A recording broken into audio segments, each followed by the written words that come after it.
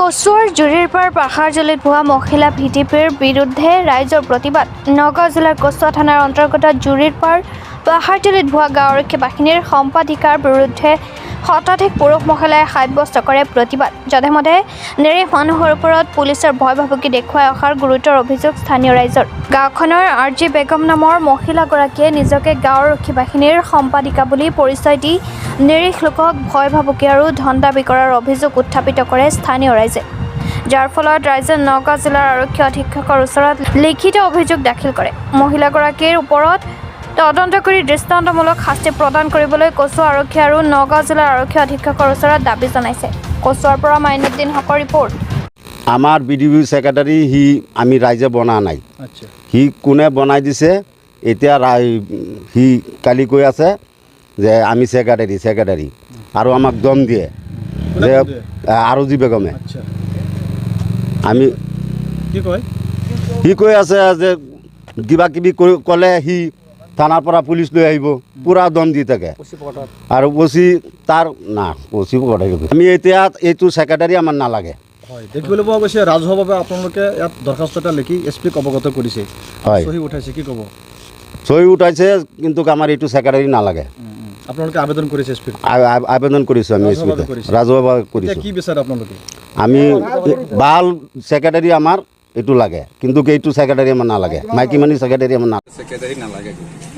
ইয়াত ৰাইজৰ বহুত অসুবিধা হৈ আছে। কি কি অসুবিধা পাইছে আপোনালোকে? কিবা কেছ এটা আহিলে তাত টকা লাগে, ইমান টকা লাগে, কিমান ডিমাণ্ড কৰে।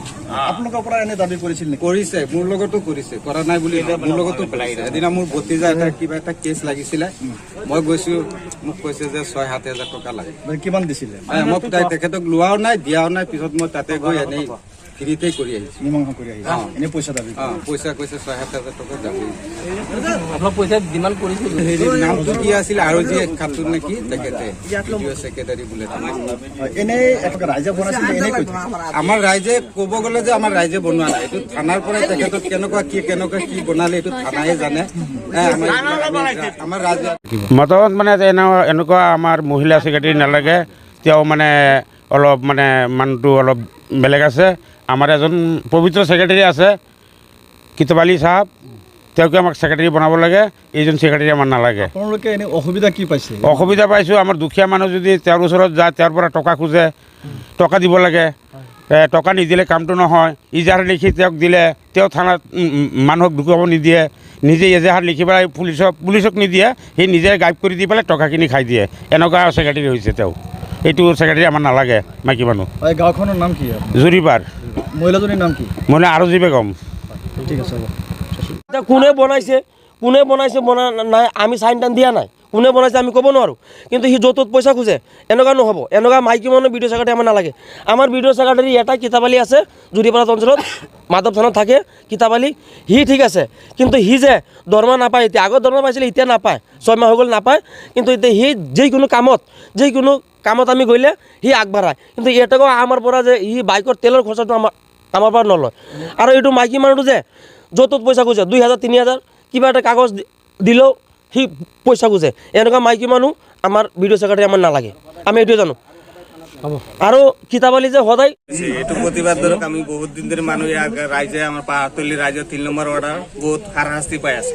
এইটো বিডিঅ' ছেক্ৰেটাৰীৰ কাৰণে মানে য'ত ত'ত মানুহ কিবা এটা হ'লেই দম দিয়ে, পুলিচ আনি দিম, এইটো ঘৰত পুলিচ উঠাই দিয়ে, সেইটো ঘৰত পুলিচ উঠাই দিয়ে।